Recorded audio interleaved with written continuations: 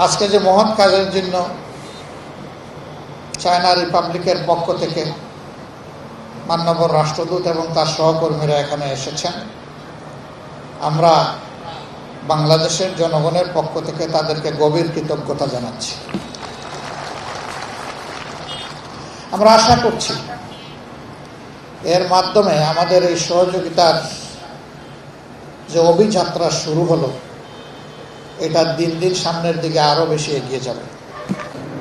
যে সমস্ত ভাই বোনেরা এখানে আজকে এসেছেন সামান্য উপহার নেওয়ার জন্য, আল্লাহ তাআলার দরবারে দোয়া করি আল্লাহ যেন আপনাদের জীবনে সচ্ছলতা দান করেন, যে ভবিষ্যতে আপনারা নিজেরাই যেন বিপন্ন মানুষকে নিজ হাতে সহযোগিতা করতে পারেন।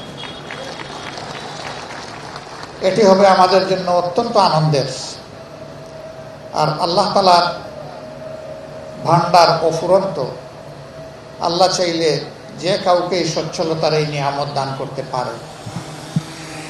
আমরা মহান রবের দরবারে সেই দোয়াই করি, আল্লাহ যেন আপনাদের জীবনের দুঃখ কষ্টগুলো দূর করে দেন, সচ্ছলভাবে সম্মানের সাথে আপনারাও যেন বসবাস করতে পারেন।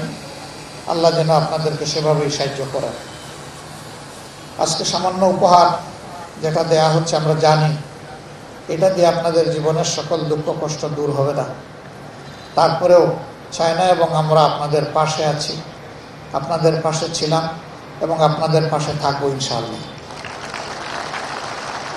আমরা মিলেমিশে হাতে হাত ধরে পাশাপাশি থেকেই প্রিয় বাংলাদেশকে সবাই মিলে ভালোবাসবো, সবাই মিলে গড়ে তুলব।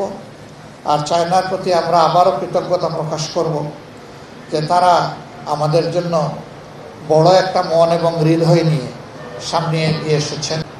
বিজ্ঞান প্রযুক্তি প্রকৌশলে একেবারেই সামনের সারিতে থেকে নেতৃত্ব দিচ্ছে।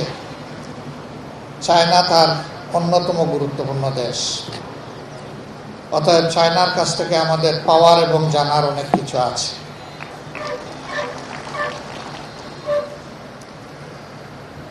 চায়নার মাননীয় রাষ্ট্রদূতের মাধ্যমে আমরা আহ্বান জানাতে চাই, বিশাল একটি দেশ চায়না, আপনারা বিভিন্ন পলিটিক্যাল পার্টিকে সেখানে সম্মানিত করছেন, দাওয়াত দিয়ে নিয়ে যাচ্ছেন।